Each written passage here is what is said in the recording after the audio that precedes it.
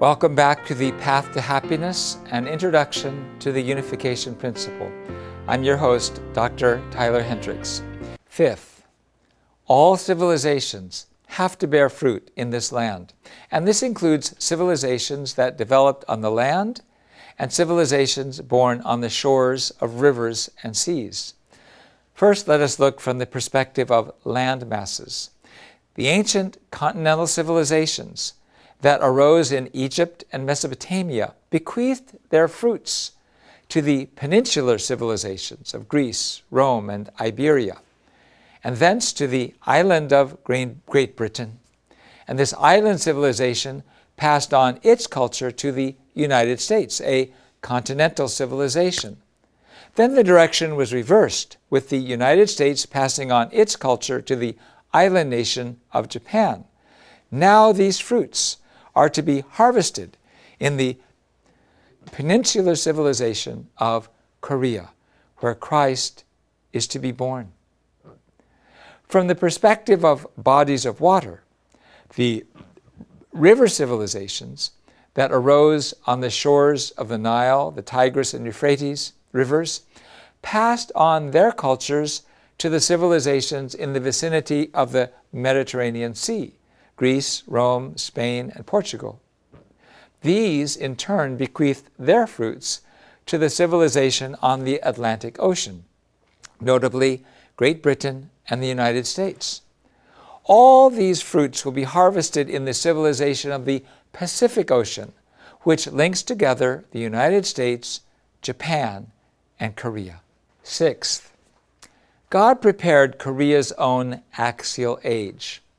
Karl Jaspers developed the worldwide theory of an axial age, a period around 500 BC, of substantial philosophical and religious developments, such as Buddha's doctrine, Buddhism, Confucius' doctrine, Confucianism, Lao Tzu's doctrine, Taoism, Zoroastrianism, and the Greek philosophers, Socrates, Plato, and Aristotle.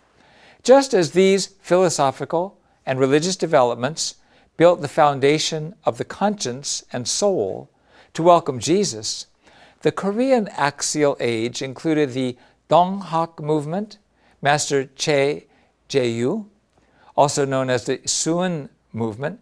It started the Donghak movement, which was opposed to Western learning and helped develop Catholicism in Korea. Master Che Shi-hyung, also known as Haewol, succeeded Master Suin. Master Gang Il-sun, also known as Jungsan, founded Jungsan-do. Master Baek Jung-bin, also known as Sotaek-san, founded Won Buddhism. And Master Na Chol, also known as Hongam, founded Dae-jong-gyo. And there are more. These people developed modern forms of Confucianism, Buddhism, Taoism, and indigenous Korean faiths. Centered on Christianity, Catholicism from 1784, and Protestantism from 1884 until now have been developing and preparing the spiritual foundation in order to receive the second coming of the Messiah, to be born among the Korean race. We believe that God prepared Korea as the central nation during the period of preparation for the coming of the Messiah. 2,000 years ago, in order to welcome Jesus, God prepared Israel, and God prepared Korea in the same way in order to welcome the second coming of the Messiah. When the First and Second World Wars broke out during the climax of the period of preparation for the second advent of the Messiah, what was the situation of the Korean people? From 1905 to 1945, Korea fulfilled a 40-year period under the Japanese Empire's rule, where they literally hovered between life and death. Japan took away Korean history and language, and even demanded that the people adopt Japanese names. Immediately following World War I, in resistance to the Japanese, on March 1st, a total of 33 religious leaders, which included 15 Catholics, 16 Protestants and 2 Buddhists, as Korea's representatives, started an independence movement. On that day, the spirit that was once lost was reborn by the global religious world. On March 1st, which is Korean Independence Day, many Koreans gave their lives, including the 16-year-old female martyr, Yu Kwan-sun, and in so doing prepared the altar for the birth of the second coming of the Messiah. Through the defeat of the Japanese Empire in World War II, Korea finally became independent. However, soon after, through the division of North and South Korea and the Korean War, the country went through total agony because the ideological conflicts between America and the Soviet Union hit the earth in Korea. During the 70 years that have elapsed since Korea's independence, world communism, centered on the Soviet Union, surrendered, and the Republic of Korea went from being among the poorest nations of the world to being one of the top 10 economic superpowers. Korea's Platinum Age is coming. The influence of Korean culture is spreading throughout Asia and the entire world. Right now, the world is facing a critical time in which we must liberate North Korea and gain the unity of North and South Korea. All of these things are occurring because heavenly fortune is coming to Korea.